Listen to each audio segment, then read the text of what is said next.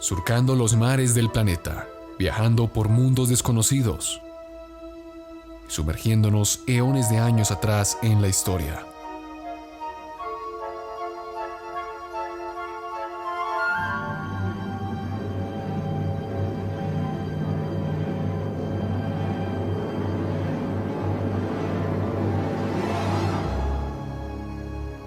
Bienvenido, estás a bordo del Nostromo.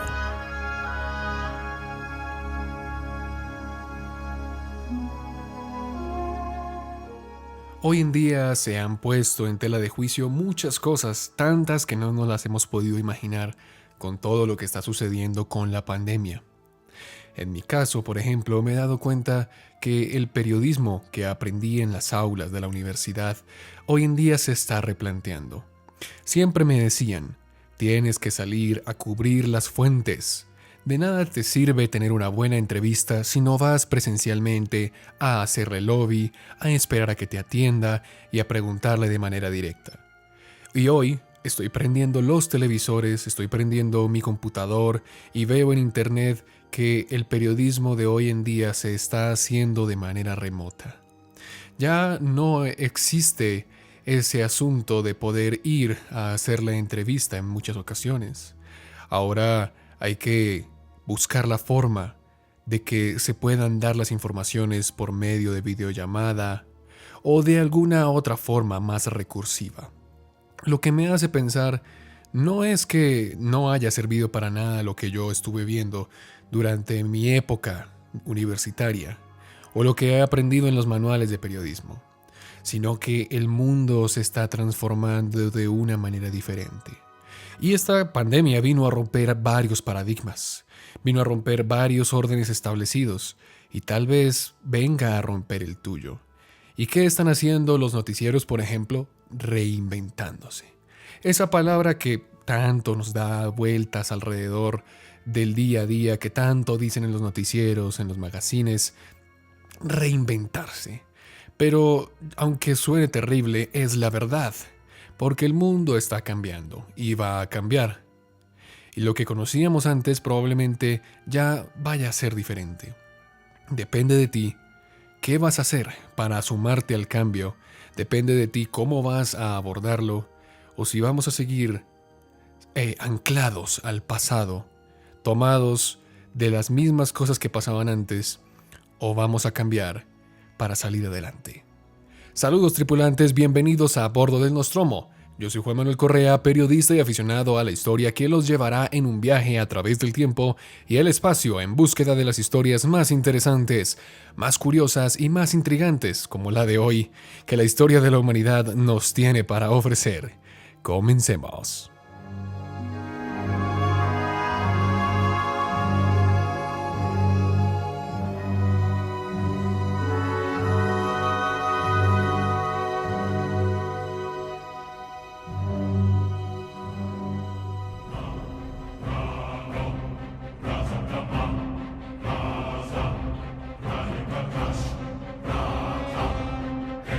Hoy te contaré una historia, el día que el mundo llegó al colapso. Cientos de miles de personas esperaron la cuenta regresiva para el año nuevo, aquel 1999. A medida que los segundos pasaban, algunos se abrazaron, otros festejaron, pero en lo profundo de sus corazones había un miedo tangible, la llegada inminente de un error informático que acabaría con la sociedad tal y como la conocimos. El fin de la civilización, el Y2K. O tal vez no. Bueno. La verdad es que esa era la versión que temían muchas personas alrededor del planeta en aquel 1999. El temible Y2K, el supuesto fin de la civilización moderna. Un error de programación que supuestamente haría colapsar todos los sistemas informáticos del mundo, trayendo así un caos inimaginable a aquella sociedad del siglo pasado. Se acercaba un nuevo milenio, Y el común imaginario de las personas pensaron que cuando el reloj diese las 12 de la noche, aquel 1 de enero del año 2000, llegaría el fin del mundo de la mano de un error de programación llamado el Y2K. Y esta historia es la que vamos a tener el día de hoy. Una que sucedió exactamente hace 20 años y que fue de gran impacto para la sociedad mundial de aquel entonces. Un tiempo no tan lejano y del cual muy probablemente muchos oyentes hayan sido testigos. Así que métete en tu búnker, raciona toda la comida, no perecedera que encuentres, enciende la radio y prepárate para el fin, porque el Nostromo viajará en cuenta regresiva a la casi supuestamente fin de la civilización, el año 1999, días antes del Y2K.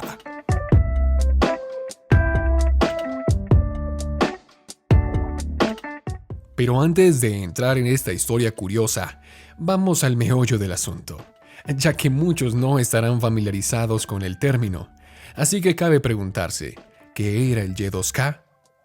Muy bien, primero que nada hay que entender en sí mismo el término desglosándolo poco a poco hasta que se comprenda.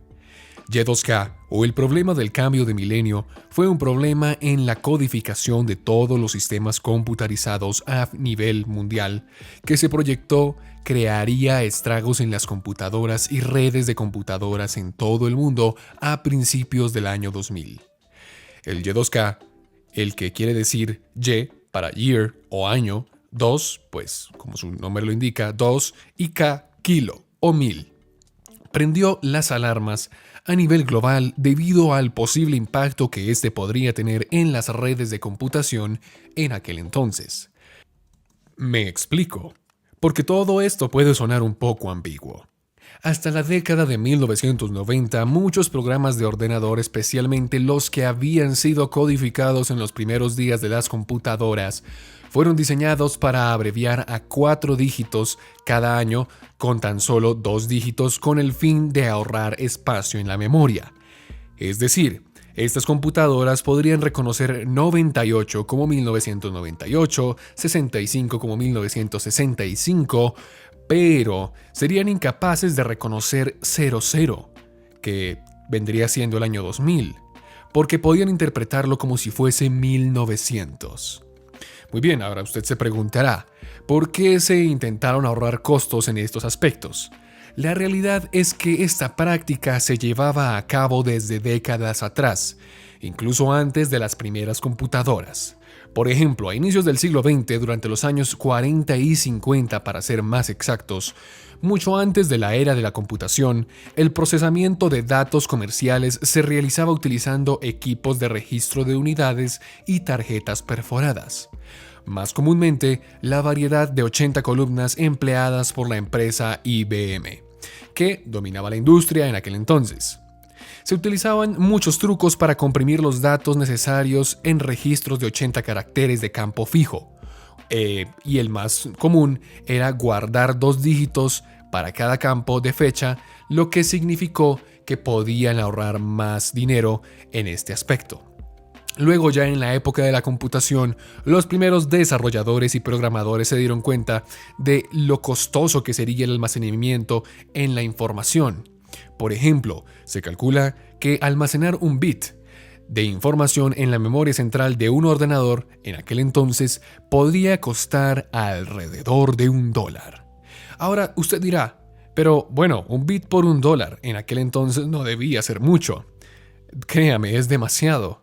Hay que recordar, por ejemplo, que una computadora de IBM de aquel entonces, la 1401, tenía una memoria de 2 kilobytes, es decir, alrededor de 1600 bits. Si hacemos la cuenta, son $1,600, un costo muy elevado en la producción solamente del almacenamiento del sistema, sin contar el resto del hardware. Además, de las tarjetas perforadoras pasamos también al almacenamiento en cinta magnética y de este al almacenamiento de discos. Y aunque el almacenamiento ya era algo más rentable y la tecnología seguía avanzando, lenguajes de programación comerciales de la época como COBOL o RPG, que procesaban números en sus representaciones de caracteres, se seguían utilizando o simplemente se implementaban en nuevos programas que se hacían para las computadoras, y estas, por supuesto, seguían con este mismo error de programación para ahorrar espacio en lo que respecta a la fecha. En otras palabras, que ese vicio del pasado que se utilizó para ahorrar almacenamiento se siguió utilizando en nuevos programas de computación y sistemas. Esto quiere decir que las nuevas versiones de cuánto programa se imaginen ustedes contenían esta misma programación. Abreviaba a 2 dígitos las fechas para ahorrar el espacio. Entonces ya más o menos sabrás por dónde van los tiros. Muchos temieron que cuando los relojes dieran la medianoche del 1 de enero del año 2000, muchas computadoras afectadas usarían una fecha incorrecta y por lo tanto no funcionarían correctamente o simplemente colapsarían. Se temía que tal lectura errónea condujera a fallas de software y hardware en las computadoras utilizadas en áreas tan importantes como la banca, los sistemas de servicios públicos, los registros gubernamentales y etc., con el potencial de un caos generalizado a partir del 1 de enero del año 2000. Y es aquí, amigos, donde empieza realmente nuestra historia, porque en torno a esta posibilidad se desató un caos que muy pocas veces se vio en el mundo.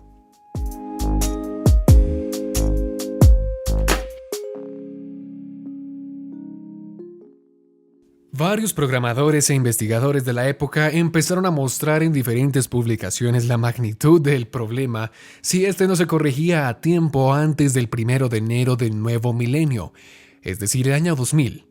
Los informes de pánico del error habían comenzado ya muchísimo tiempo atrás, pero realmente cogieron fuerza en 1996, y un año después, el British Standards Institute desarrolló los requisitos de conformidad para el año 2000. Los gobiernos de todo el mundo establecieron grupos de trabajo para lidiar con el espectro del colapso del año 2000. Reino Unido, Japón, Noruega y países como Uganda incluso invirtieron una cierta cantidad de dinero para resolver este problema que se avecinaba poco a poco. Lo mismo empezó a hacer el sector privado. Las empresas desplegaron grupos de trabajo y de programadores que pudiesen resolver este problema y estar listos para la fecha de 1999. La forma en la que se solucionaron estos problemas en su mayoría fue con métodos como la expansión y la compresión de fecha. Empresas como Microsoft ofrecieron kits de software para corregirlos e incluso programas de puente de soporte técnico. Todo marchaba de maravilla en el mundo. Menos en un lugar. En Estados Unidos, los equipos de tecnología empresariales y gubernamentales trabajaron fervientemente con el objetivo de verificar los sistemas y reparar el software antes del final de diciembre de 1999. Aunque algunas industrias estaban en camino de resolver el problema del Y2K, la mayoría de los expertos temían que el gobierno federal y el estado, y los gobiernos por supuesto locales, estaban rezagados. De hecho, una encuesta de preparación para el año 2000, encargada a finales de 1998 por la firma Capgemini America, una firma consultora de la industria informática de Nueva York, mostró que entre los 13 sectores económicos estudiados en Estados Unidos, el gobierno era el menos preparado para el año 2000. En un esfuerzo por alentar a las empresas a combatir la información crítica sobre el Y2K, el presidente de los Estados Unidos de aquel entonces, Bill Clinton, en octubre de 1998, firmó la Ley de Divulgación de Información y Preparación para el año 2000. La ley fue diseñada para seguir 3 ejes que solucionarían el problema de manera conjunta. 1. La divulgación y promoción. 2. El monitoreo y la evaluación. Y 3. La planificación y la regulación de contingencia. Y fue así como se gastaron aproximadamente $300 mil millones a nivel mundial y casi la mitad de esa suma en Estados Unidos para actualizar las computadoras y programación de aplicaciones para que estos pudiesen ser compatibles con el Y2K. Y ahora, ustedes dirán, ¿cuál es el problema de todo esto? Bueno, que era una cifra desorbitante para mitigar el problema. Todo esto además se vio influenciado por las noticias y los reportes alarmistas de distintas entidades que hablaban como si el Y2K fuese a ser la perdición de la raza humana.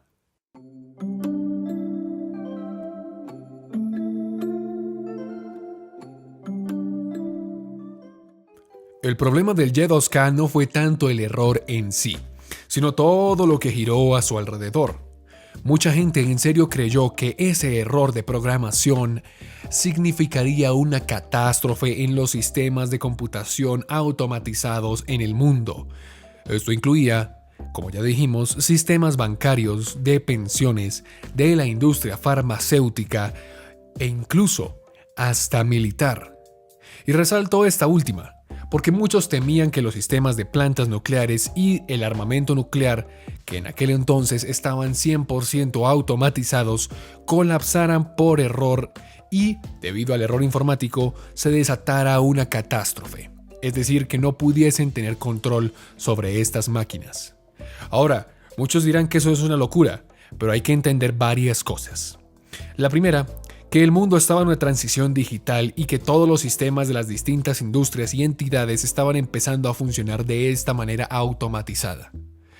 Había poca confianza en algunos sectores frente a estos procesos, y que un error llegara para hacer fallar los sistemas de misiles, fábricas y plantas nucleares y bancos le aterraba a la gente. No tanto que su computadora fallara o que el semáforo se parara y no dejara de parpadear, pero sistemas automatizados como estos, por supuesto, que le preocupaban no solo a la gente, sino al gobierno de Estados Unidos. Fue tanto así que el mismísimo Estados Unidos dio varias ruedas de prensa intentando calmar a la población, haciéndole saber que tales cosas relacionadas a un holocausto nuclear no podrían suceder. E incluso muchos temían que el arsenal nuclear fallara y quedaran totalmente desprotegidos, lo cual, en el papel para el gobierno estadounidense, era algo muy malo. Sin embargo, esto era una de cal y una de arena, porque el alarmismo no salió solamente de las teorías de conspiración o preocupaciones del sector popular de la época. Los medios de comunicación también hicieron lo suyo. Por ejemplo, la famosa y prestigiosa revista Time publicó a finales de 1999 una edición dedicada a hablar sobre el Y2K. Y como este error, por supuesto, podría llevar a una catástrofe cibernética que acabaría con la humanidad. Era tan alarmista que la portada, mejor dicho, era un titular grandísimo que decía: "El fin se acerca". Cientos de medios alrededor del mundo harían eco de todo esto. Incluso estuve revisando archivos de una de las revistas más prestigiosas de mi país, la revista Semana. Y también se dedicaron, en varias páginas, a advertir al caos que podía generar el Y2K. Nómbrelos usted: New York Times, Washington Post, The Guardian o la BBC. Todos se subieron al bando del alarmismo y la desinformación. Los políticos y grandes personalidades también hicieron lo propio. Es más, el mismísimo Bill Clinton, el presidente de Estados Unidos, dijo en su discurso sobre el Estado de Unión en el sindicato: "Necesitamos que todos los gobiernos estatales y locales, todas las empresas, grandes y pequeñas, trabajen con nosotros para asegurarnos de que el error informático Y2K sea recordado como el último dolor de cabeza del siglo XX y no la primera crisis del siglo XXI". Esto comenzó, por supuesto, a retorcerse, y este discurso se empezó a utilizar para aquellos que creían que ese sería el juicio final. Una de las pocas personas que advirtió sobre los peligros de esta histeria fue John Cohen, presidente de la comisión de Bill Clinton en la conversión del año 2000. Él dijo que a medida que quede claro que la infraestructura nacional se mantendrá, la reacción exagerada se convierte en uno de los mayores problemas pendientes. Hay que decir que fue ignorado. Es más, Bill Gates también descartó el pánico al decir que algunos países tendrían más problemas que otros con la llegada del año 2000, pero que la mayoría de esos problemas solo serían inconvenientes menores. Pero por supuesto, las voces de la razón normalmente siempre son ignorados. Los semáforos supuestamente causarían acumulaciones y los cajeros automáticos dejarían de funcionar. Es más, la Cruz Roja Americana no ayudó tampoco en todo este tema de la histeria, ya que emitió advertencias y consejos para que las personas se retiren y guarden dinero en efectivo en un lugar seguro, llenaran sus tanques de gasolina, que tuviesen planeados métodos de cocina alternativos y ropa de abrigo extra en abundancia. Una locura. Es más, un artículo de principios de 1999 en el New York Times destacó la amenaza para los suministros de medicamentos. La periodista emitió advertencias de que las personas podrían morir si no se efectuaba el suministro de medicamentos, desde la producción y entrega de medicamentos a las farmacias y sus sistemas electrónicos de punto de servicio. Todos fueron potenciales de falla en la cadena de suministros de medicamentos, según lo que podía pasar con el Y2K. Otra preocupación era que los prisioneros serían liberados temprano o que los delincuentes de alguna manera usarían la falla para escapar a delinquir de nuevo, mejor dicho. El FBI advirtió y le dijo a los delincuentes que no había posibilidad de que se escaparan por las grietas. A esto hay que sumarle una cosa tenaz, y es que muchos movimientos religiosos y sectarios de todas las denominaciones, pero sobre todo las evangélicas fundamentalistas, empezaron a pregonar a diestra y a siniestra que se acercaba el fin del mundo. Y repito, no todos. Había, digamos que la gran mayoría de la comunidad era sensata en este aspecto, pero las ramas más fundamentalistas, que además estaban alimentadas por un sinnúmero de teorías de la conspiración, empezaron a pregonar esto. Por ejemplo, el New York Times informó a finales de 1999 que el reverendo Jerry Falwell sugirió que el Y2K sería la confirmación de una profecía cristiana, es decir, el instrumento de Dios para sacudir a la nación de Estados Unidos y humillarla hasta el punto que este avivamiento que se daría podría conducir al rapto de la iglesia. Y muchos sobrevivientes, junto con Fowler, así se le llamó a la gente que empezó a ser alarmista frente al Y2K, se les llamó los sobrevivientes, aconsejaron abastecerse de comida y de armas.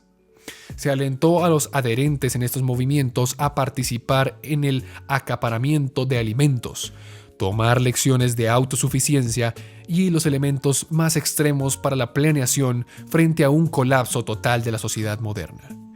El Chicago Tribune, un periódico, informó que algunas grandes iglesias fundamentalistas motivadas por el Y2K montaban sitios similares a los mercados de las pulgas, diseñados para ayudar a las personas a sobrevivir una crisis de orden social que, desde entonces, se veía más y más cercana.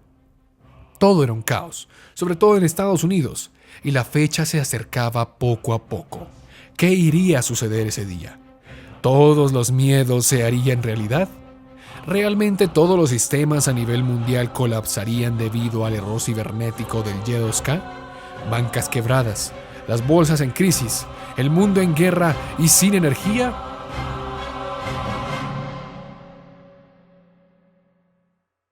Y al final, al final, la verdad es que no pasó mayor cosa. Sí, por supuesto, hubo un par de errores aquí y allá, algunos taxímetros en Singapur dejaron de funcionar, algunos cajeros dejaron de hacer transacciones, en Japón un medidor de radiación en una planta nuclear dejó de funcionar, pero no era ni por asomo un problema menor, ya que habían otros 20 que lo reemplazarían. En Australia, las máquinas de validación de boletos de autobús en 2 estados no funcionaron.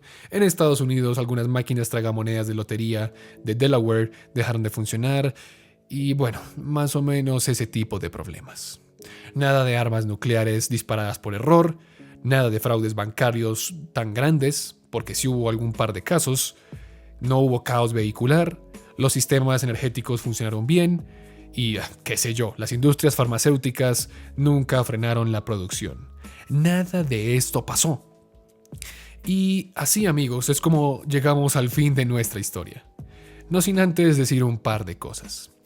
La primera, habría que preguntarse si esto fue un caso de histeria colectiva global. Muchas veces se critica a aquellos movimientos apocalípticos religiosos o sectarios. Pero en este caso, el Y2K fue creado desde la mismísima academia, desde la ciencia y los supuestos expertos en la materia, entre comillas. Esto me deja ver que el miedo a un apocalipsis y su histeria se puede dar independientemente de la creencia y del momento.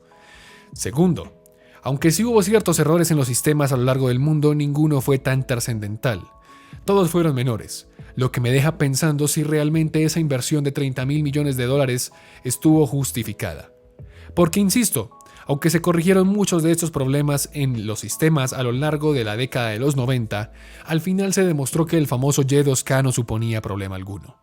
Es más, teniendo conversaciones con mi padre, que en aquel entonces trabajaba en una empresa de sistemas, me dijo que muchas empresas ni siquiera habían invertido para solucionarlo y nunca sucedió nada.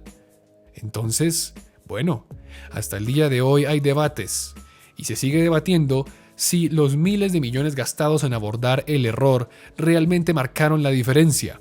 Y algunas fuentes citan o poca o ninguna diferencia en el impacto en los países que se prepararon para el error versus los que lo hicieron.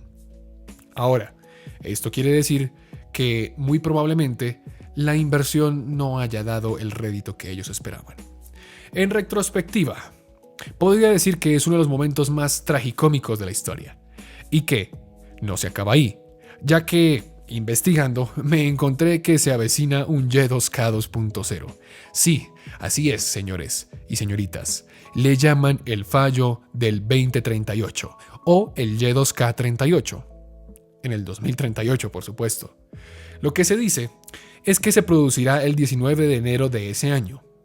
Y podría afectar principalmente a todos los sistemas Unix o derivados que utilizan valores numéricos almacenados de 32 bits. El efecto consistirá en un aparente salto hacia atrás en el tiempo, quiere decir en cuanto a materia tecnológica, a lo que sería 1901. Como es previsible que la mayor parte de los equipos que en ese tiempo existan ya utilicen valores de 64 bits, este efecto probablemente no tendría ningún efecto adverso. Sin embargo, ¿saben algo? Deberíamos empezar a comprar provisiones, meternos en búnkeres y suministros también. Y solamente por diversión, ¿no? Es una broma. Pero lo cierto es que el ser humano nunca está conforme con su vida. Siempre quiere saber cuándo se acaba todo lo que conocemos. Yo digo, más bien, que vivamos nuestra vida. Hagamos las cosas que necesitamos hacer. Y si el fin llega en algún momento, que nos encuentre haciendo el bien. Y haciendo lo que más amamos.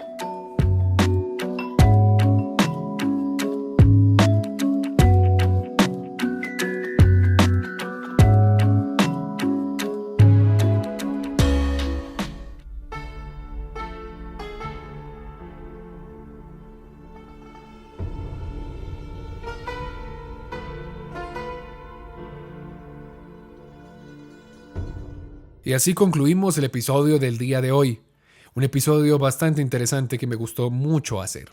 Pregúntenle a sus padres si ustedes no alcanzaron a ver la crisis del Y2K, a ver qué les dicen.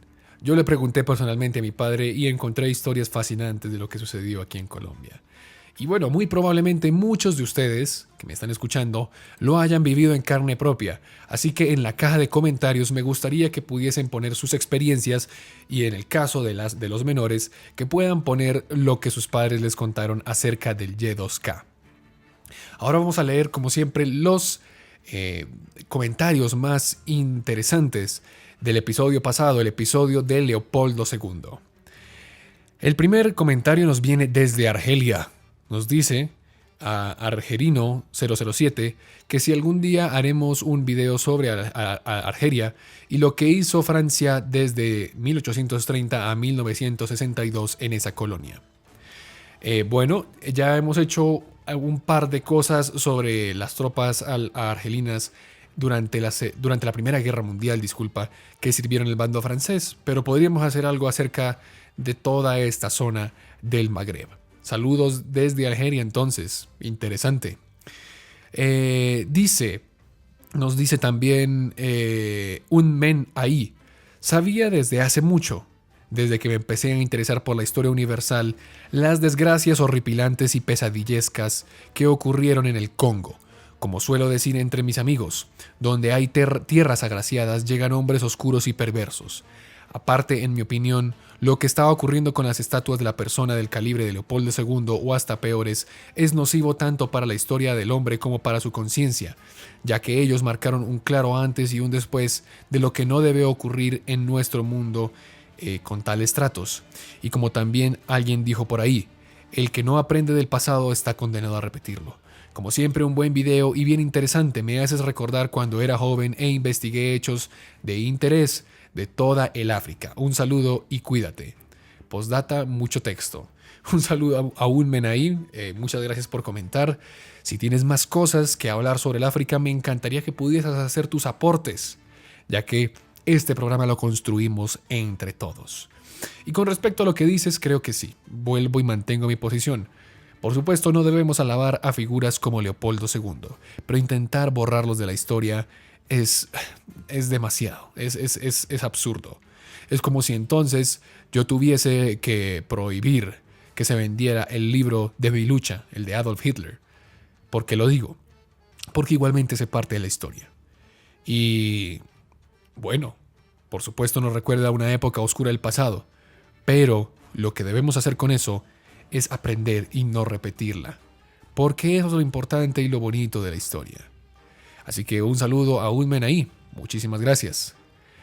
Tito Patrón nos dice otro capítulo más donde vemos lo peor de las personas y las sociedades en sí, un video excelente. Como bien dijiste, me pareció una idea excelente al realizar una serie de videos hablando sobre libertadores, comentando acerca de los libertadores de varios países de Latinoamérica. Otra manera de abordar el tema de San Martín podría ser hablar de su inicio en la actividad militar y cómo fue escalando hasta su posición, así como también comentar un poco del entorno y la situación que se vivía en aquellas épocas. Tito Patrón, que la vez pasada nos preguntó si podíamos hacer un episodio sobre San Martín, el gran libertador del Cono Sur, pero pues como le comenté, estoy mirando cómo podría estructurar una serie acerca de los libertadores de Latinoamérica. Pero bueno, muchas gracias por las recomendaciones. El Senado nos dice, o sea, el emperador Palpatine, el Senado, nos dice, ¿podría hacer un episodio sobre el Napoleón Bonaparte y la Revolución Rusa o la participación de Alemania? Buen video. Sí, pero no sé, estoy intentando guardarlo de la Revolución Rusa para octubre, ¿no? Que se cumplen años de la Revolución Roja, la Revolución de Octubre. Y sobre Napoleón habría que abordarlo de una manera distinta, porque ya mucho se ha hablado y no quiero derramar tinta sobre lo que ya está muy establecido. Pero sí, es una buena opción. Muchas gracias al Senado. Y finalmente, un suscriptor que se llama Uriel Acosta me dice que si puedo hacer un video acerca de la historia de la muralla china. Bueno, es muy buena recomendación. Ya tengo bastantes recomendaciones que ustedes están haciendo e incluso me han llegado bastantes aportes. Un aporte muy grande que me hicieron en mi página de Instagram también. Entonces, pues por supuesto tengo que organizar un poco los calendarios, las fechas y cómo publicaremos todos los programas. De paso les digo, si no se han suscrito a la cuenta de Instagram y de Facebook, por favor háganlo. ¿Por qué? Porque muchas veces estamos publicando cosas ahí para que ustedes estén interactuando con nosotros, para que además se enteren cuando subimos los videos. Así que si no lo has hecho, puedes encontrarnos en Instagram como @NostromoCast y en Facebook como A Bordo del Nostromo. Entonces les pedimos que vayan y se suscriban a estas cuentas y podamos estar en contacto en la comunidad. También quiero poner sobre la mesa qué les parecería, por supuesto, hacer un canal de Discord para que podamos estar en contacto y podamos hacer aportes y compartir acerca de la historia. Por ahora yo me despido, los espero el domingo en Historia del Abismo. Esto del día de hoy fue un programa muy interesante, así que comenten en los comentarios que, por favor, puedan compartir lo que les pareció. Y si no se han suscrito al canal, por favor háganlo. Es muy importante para nosotros. Por ahora yo me despido. Soy Juan Manuel Correa y nos vemos la próxima ocasión aquí, a bordo del Nostromo.